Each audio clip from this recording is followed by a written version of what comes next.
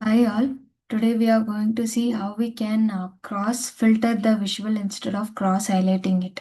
So if you see here in this report, if I click on any selection right in the bar chart, the corresponding visuals will be cross highlighting it. If you see here no, the white highlightation. So instead of filtering it, the dark mode should be visible. Instead of that this cross highlighting is happening here if you see here. So for that what we need to do is we need to change one setting. So for that what we need to do, we need to go to file, go to option and setting here, again click on option.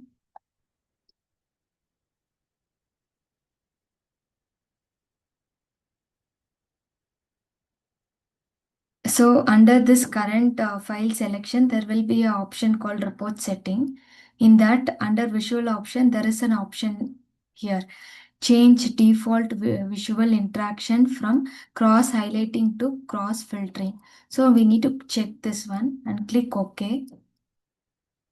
Once it is done, you can see the changes here. So you can see according to the selection, the visuals are getting filtered here.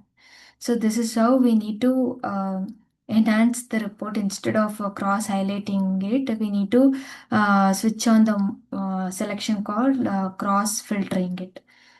I hope this video is useful to you all. Thank you.